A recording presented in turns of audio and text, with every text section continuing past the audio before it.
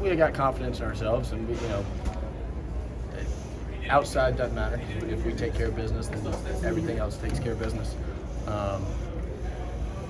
So we just want to go out there and play well today. How much did the home crowd, 7 false starts for Tennessee, I mean, how much did that home crowd help you guys? Yeah. I mean, good Lord, they're loud, weren't they? Oh, that was awesome. It helped so much. It helped us ride the momentum wave, and it hurt them because they couldn't communicate as well. The fans did awesome. Stet, can you talk about that first touchdown? It looked like you were signaling like you had a phone in your hand or something. Can you talk about the play and I don't know if you called it a celebration or just a message? Yeah, it was a pass play, and I think Kenny stepped up and protected pretty well, and then ran, and it was just, I'm sure everybody else knows what it's about, but I just don't. in a moment, we'll figure it out. How many phone calls did you get last night? Probably 600-700. No kidding. Phone calls, not just Text, everything. Put it on vibrate? I mean, Yeah, I figured out a way to hide them all so they wouldn't show up. But What time did that start? probably noon. Wow. Probably. I Any don't know. messages? Yeah, a lot of messages. A lot of them. Did you return any? No, didn't return any. Just sat on them, ate them. Is that kind of thing motivation? I mean, I know that kind of silly stuff happens all the time, but did it light a little fire there? I wouldn't say motivation, but it's there's probably something there. Yeah. Can you talk about Lad McConkey's day for a Yeah. second, because he had a big one. Yep. We finally hit a deep ball. That was awesome. We ran great routes, protected the ball, cut back a million times on that third down in the second half. It was beautiful to watch. Just him running, everybody else blocking. I'm just sitting back there watching. He had a great day. Did you feel like heading into this one, you guys really needed to be effective in the pass game? Yeah, I mean, we felt. I mean, that's every week. Every week we feel like pass, run, catch, pass, or catch, block, whatever we're asked to do. We feel like we got to execute 100%. And I think we didn't do it 100% today, but we played well. What was the game day top 5 for those of us that were not dating anymore? Sorry. You said game day top 5. Talking about motivation. Were you all watching game day? At the beginning, about being slated, you said game day top 5. People talking smack now.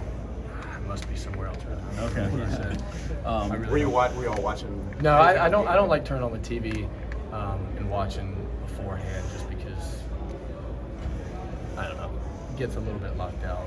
Was there any then general sense of we're the defending champions, we haven't lost since then? Why is this team number one, not us? We've got confidence in ourselves, and we want to go out there and play like it. Were the emotions any different heading into this game? I know it's something you can't wait for. Yeah. The No, I'd say this one was. We got up to this. We were ready to go, and now the challenge is in the coming weeks, continuing that. Right? It's not a one and done thing. We're going to an extremely hard place to play next week in Mississippi State. They've got a really good football team, so we got to keep that going. Stetson, I know you guys played complementary football and you had a big lead at halftime. Do you think you could have scored a lot more points if maybe you hadn't managed the game a little differently with the clock and things under control? Well, the rain came and made it so hard to even grip the ball. You saw, there's 2 fumbles back to back. Even the screen that passed to Ladd, I had to kind of like float it to him. So that caused some issues. But at the end of the day, our goal is to come in here to win and to play complementary football and help defense out, because we know whenever their offense gets going, it's hard to stop. They're a really good football team, And so we wanted to play complementary football. And when the rain started happening, we said, all right, we'll slow it down a little bit, give our defense time to rest, chew up some clock. I thought that our first drive, I think it was our first drive in the second half, was probably my favorite drive of the year. Where we just marched, even though it ended up in a field goal, but we marched, I don't know how long, it was like 14 plays. I thought it was awesome drive. Speaking of the defense, without Nolan, the way they performed against a team that was averaging 50 a game. Well, make no mistake, Nolan, we just didn't have Nolan on the field. Right? He's still there, and he's still leading, and he's still a difference maker just because of the guy he is and the leader he is. But yeah, how about them? Did he speak to y'all before the game, Nolan, that is? Yep, he did. Did you see the T-shirt that he was wearing today? I did. That it means something, right? When a guy like him where some you're like, all right, well, I got to go play. You feel like you got a piece of him with you when you're out there playing, and want to play well. What did he say to you guys before the game? Keep that close. Stetson, did you know you were going to get some shots downfield, that they were probably going to play a little bit tighter and challenge you a little bit?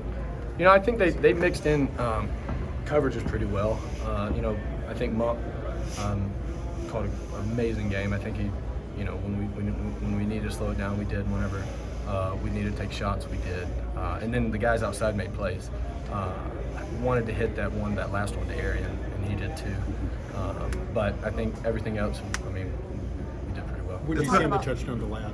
What? What did you see on the touchdown to Ladd? It was 1-on-1. We ran a little pump play, and you know, this time I saw him out of the break, and he was clean, and I just throw it up.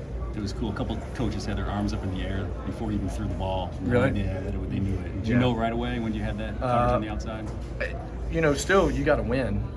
You know, we've had one-on-ones before where, you know, I think last year somebody ran one in the national championship, and he got grabbed, and you know, it's 15 yards, but you still got to see it, still got to get out of it, and that's something the lad's been working really hard on.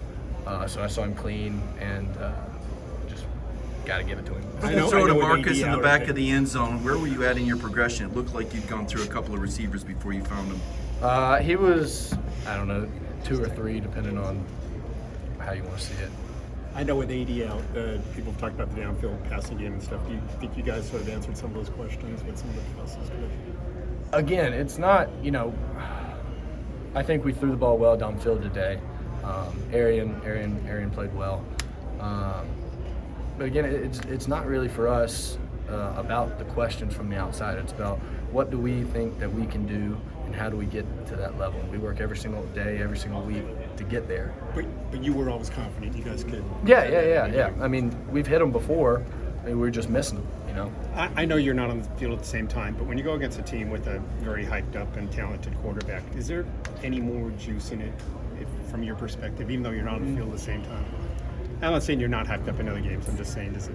No, because at the end of the day, we're playing for the East, and if we lose, then, you know, it's low percentage that we're playing in Atlanta.